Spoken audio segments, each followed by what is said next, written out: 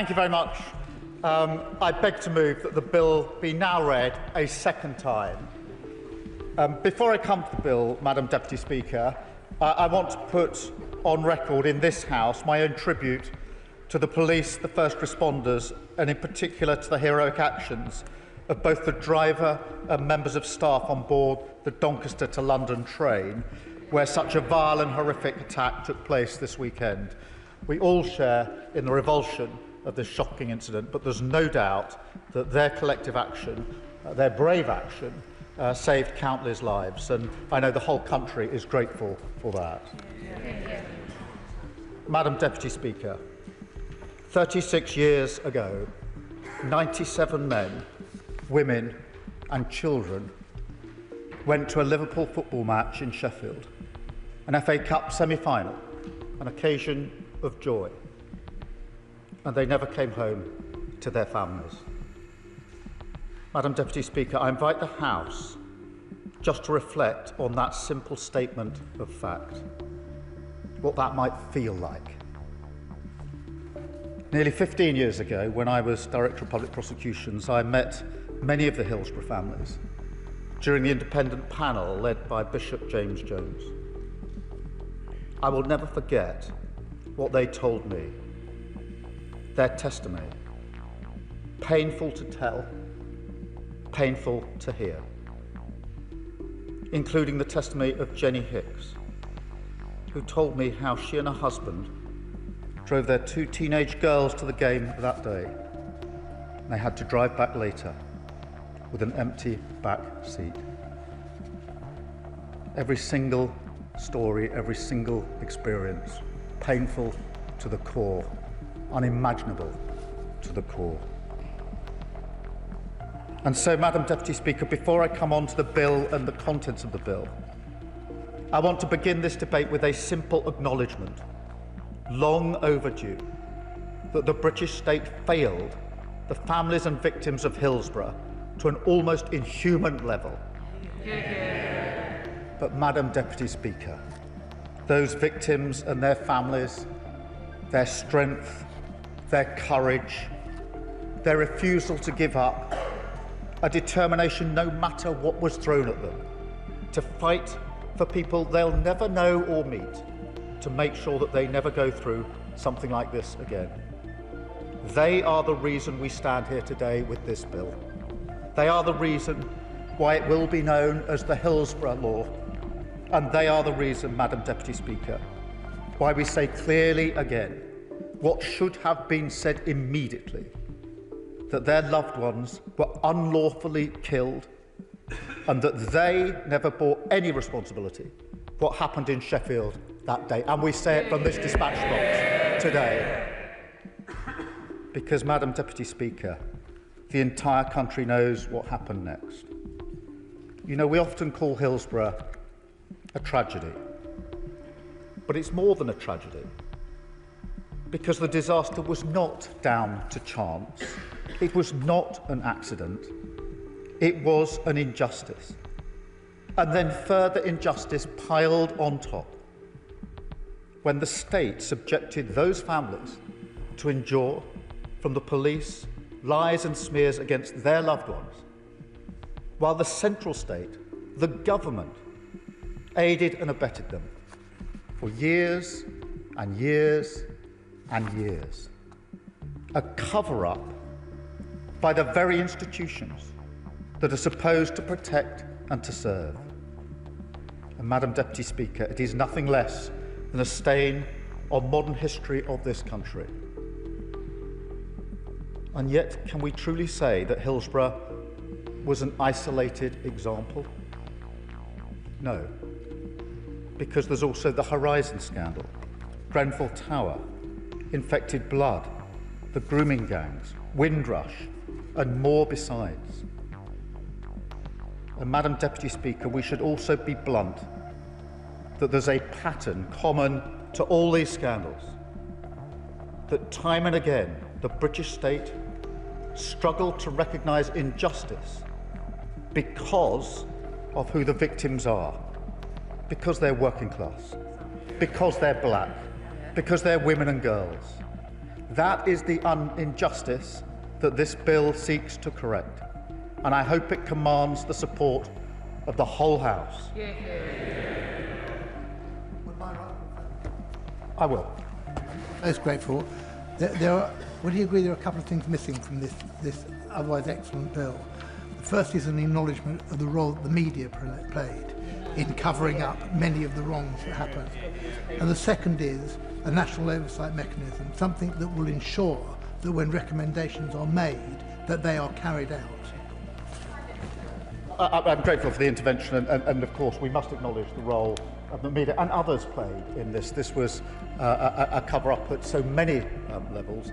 And in relation to oversight mechanisms, I don't think this bill is the place for that, but I do agree with the proposition that where there are inquiries, there needs to be a better way of ensuring that there's follow-through on those inquiries. I will. The Prime Minister has listed a litany of scandals where there has been cover-up. Would he reflect and include in that the Chinook disaster, where there has been repeated attempts to cover up the truth, the state of the aircraft that was sent out that night, in which we lost so many valued members of our intelligence service? Isn't that something that now a wrong that now needs to be righted? For raising that. This bill is obviously intended to deal with all of the situations where there needs to be a duty of candour, with consequences if that isn't adhered to. So I'll just make some progress. I will take further interventions. So, Madam Deputy Speaker, let me now turn to the bill itself, and first of all to the duty of candour. There are three parts to this. First, a new statutory duty of candour. Mr. Speaker, Madam Deputy Speaker, at the Hillsborough Independent Panel, Bishop James Jones found that over 100 statements by junior police officers have been deliberately altered to remove evidence unfavourable to the South Yorkshire Police. 100 statements have been deliberately altered. Madam Deputy Speaker, I don't think there's anyone in this House who could possibly disagree that we must never let anything like that ever happen again. It is a disgrace, and the bill before the House will tackle it. I'll give way. Shannon. Can I commend the Prime Minister and Government for bringing this bill forward? I think it enheartens us all to see the content of it. Does the Prime Minister not agree that with the rise of social media, there is more public scrutiny than ever before and less trust in the institutions? The bill and the Prime Minister's outlining is an opportunity to begin that journey of restoring public trust, and we must be mindful that nothing less than accountability can be acceptable. The public understands that mistakes can be made, but they cannot and should not forget when cover-ups take place. His intervention, and the bill, the legal provisions to ensure this can never happen again as a matter of law. But I've been clear, and I've said to the families on a number of occasions, it's the culture as well that has to change. The culture has to change. So the bill is the architecture, but the culture has to change of the state. Yes, of course. I'd like to thank him for giving way. Charlotte Hennessy, whose father, Jimmy Hennessy, was unlawfully killed at Hillsborough, has had conversations with the Prime Minister where he has assured her that the law does not need to be watered down and will be delivered in its entirety. She's in the chamber today. Will he make that promise in this House today? Absolutely. I made that promise.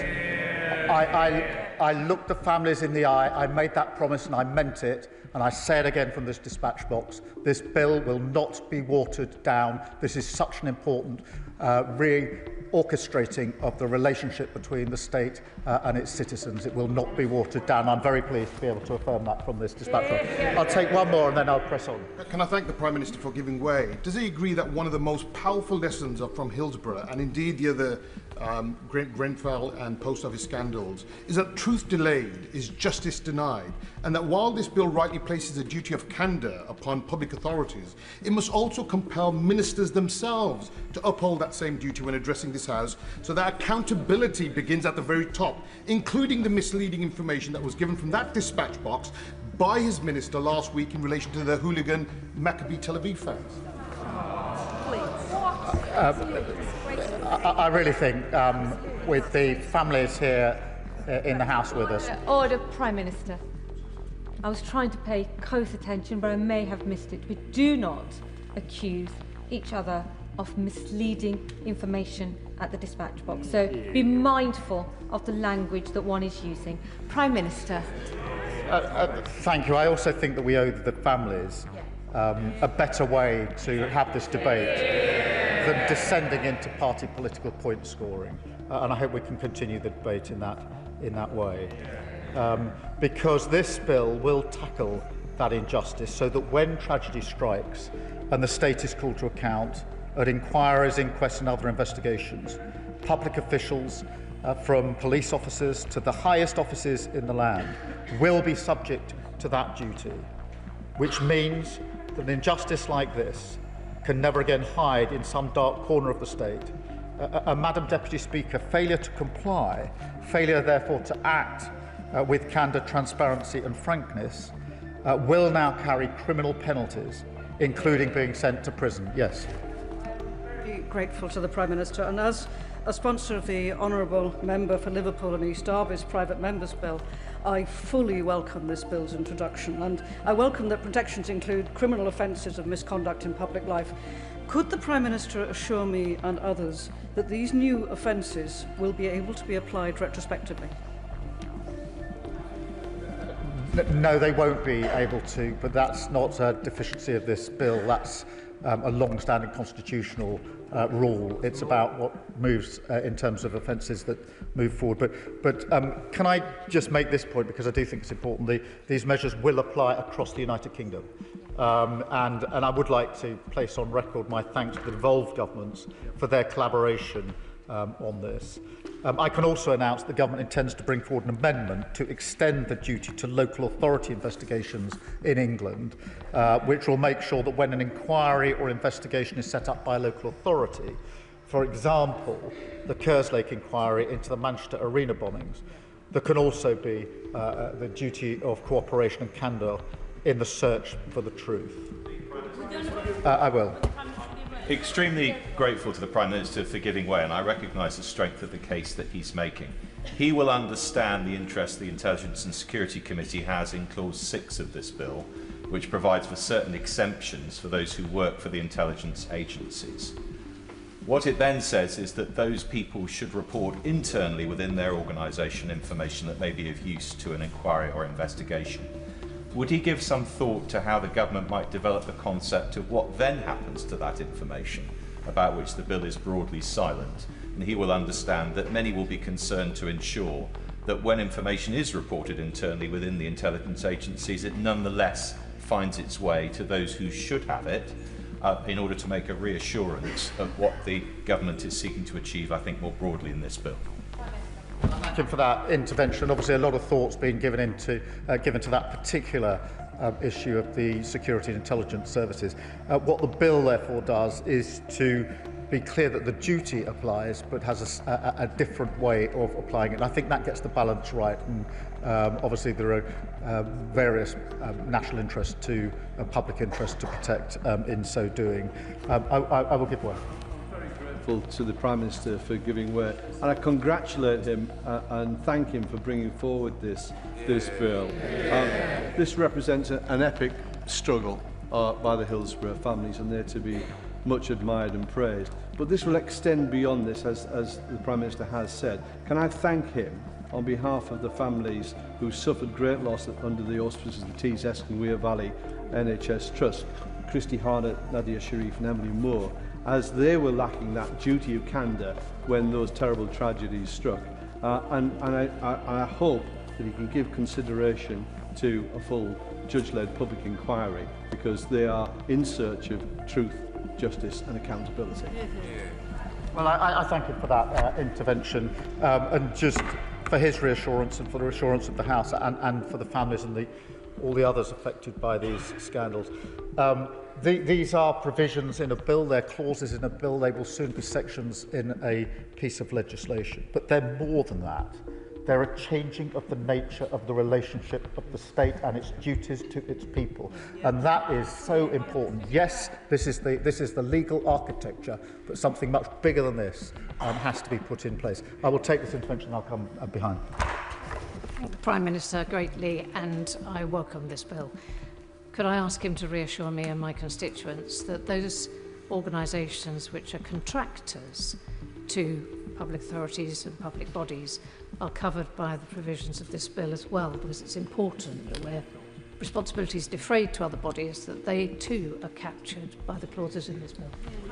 She anticipates my next point, but I will make it and then I'll take the intervention from behind, because we have to recognise that some scandals, such as the Post Office Horizon scandal, the boundaries between the public sector and the private sector are complicated. And Clause 4 in this bill applies the duty to some private bodies for that very reason, in answer to her question. In particular, those delivering public functions, those with relevant health and safety responsibilities, as well as relevant public sector contractors. So in the Home Office, in the Post Office case, for Jitsu, for example, for that very reason, because we have to recognise that it's blurred, and we need to make sure that the duty extends appropriately. Yes.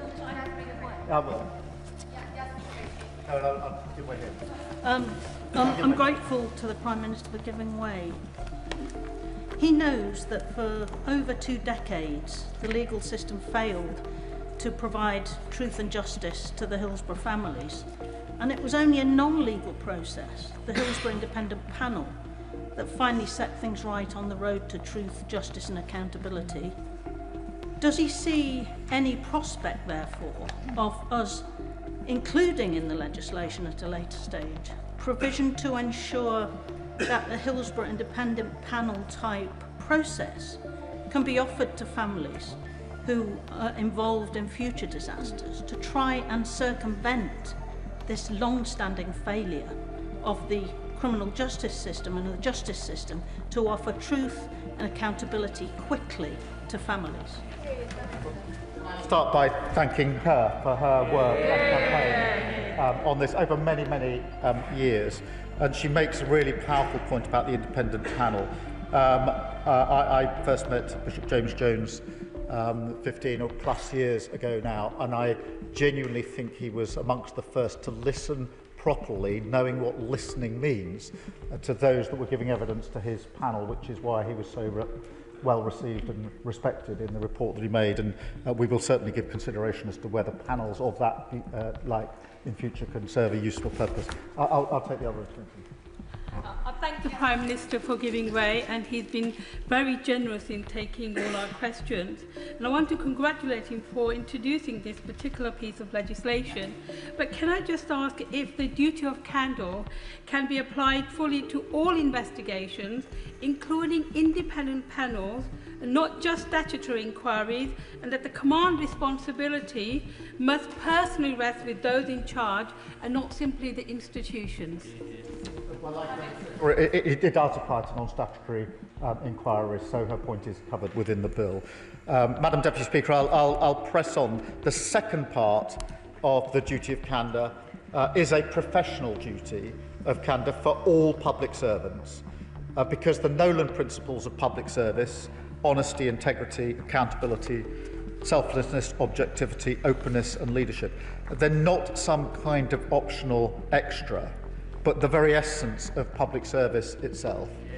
So every public authority will now be legally required to adopt a code of ethical conduct based on these principles and set out consequences for staff who do not comply, including disciplinary sanctions up to and including gross misconduct. Yes. Way. This piece of legislation is a huge step for accountability and transparency for families who must feel like the most impossible of circumstances. Some of those families are living in my constituency and next door in Corby, who are still trying to get clarity about the possibility of dumped toxic waste and contaminated land causing health complications. So could the Prime Minister spell out how this bill will ensure that any public official who abuses their power and tries to cover it up will be held accountable? Yes, I can confirm that, and I want to emphasise the point again, because it is so significant that out of the most unbelievable suffering, these families, these victims, have pushed for a change that took far too long, will now benefit and safeguard people that they will never meet, they will never know. And I find that kind of campaigning humbling, and we thank them for it. Madam Deputy Speaker, I'll just make a bit of progress and then we'll take further interventions. Finally, in relation to the duty of candour, it's underpinned by a new criminal offence of misleading the public, which is aimed squarely at public servants who willfully mislead the British people in a reckless, intentional or improper way. Cases like Hillsborough, where lies and dishonesty from the state grievously harmed the very people it was supposed to serve, and that must never happen again. But, Madam Deputy Speaker, the bill is not just about the duty of candour itself, because anyone familiar with how justice failed families and victims must also recognise that the lack of parity in our legal system played a significant role. I remember Margaret Aspinall, who I met many years ago now, who's with us today, telling me that she had to scrape together every last penny for legal representation, including the money paid out by insurers for the death of her son, James, who at the time was pretty much the same age as my son, who comes to football with me. That's what she had to do, and we have to recognise that injustice piled on the other injustices. Yes, of course. I'm very grateful to the Prime Minister, and can I also join those across this House in welcoming this important legislation and welcoming and aligning myself to all the points the Prime Minister has made. Will the Prime Minister also join me in paying tribute to my honourable friend, the member for Liverpool West Derby, for his tireless campaign to push for this law to reach the statute books? Hear, hear. And the Prime Minister is absolutely right. Grieving families have faced the might of the state alone, forced to crowdfund lawyers while public bodies hired whole legal armies. Does he agree that by guaranteeing legal aid at the inquest we can finally end those David and Goliath battles for justice once and for all? Hear, hear. Well, can I absolutely extend that tribute to the member for Liverpool West Derby, who I think was at the game and has campaigned tirelessly in this place and beyond this place to help us get to the position today where we can introduce this bill. So I do pay tribute to him. I'm very pleased to do so from this dispatch box as we introduce this important legislation. I'll just make some progress and I will come to the honourable member. But because, Madam Deputy Speaker, on the question of parity, what happened and happens in so many cases is that families either have to scrimp and try to find the money for legal representation or have none. And what are they met with at inquests and inquiries? The Hillsborough families were met with this. The working people who have had to save for justice, they were met time and again by armies of state-funded lawyers, the deep pockets of the state taxpayer money harnessed for the explicit purpose of fighting against justice. So this bill aims to correct this inequality, so justice and the state serve all, with a new duty on public authorities to engage lawyers at inquest and inquiries only where necessary and proportionate, and to ensure that their representatives behave with the sensitivity and respect that victims and their families deserve. Madam Deputy Speaker, the bill will also ensure that no bereaved family has to face an inquest alone, with the largest expansion of legal aid in a decade, granting access to free legal aid for all inquests where the state is an interested party, so that working people like Margaret and the Hillsborough families will never again be faced with such inequality on legal representation, or, as in many cases, simply left with none. I will take the intervention, I promise. I thank you, Madam Deputy Speaker, and I thank the Prime Minister.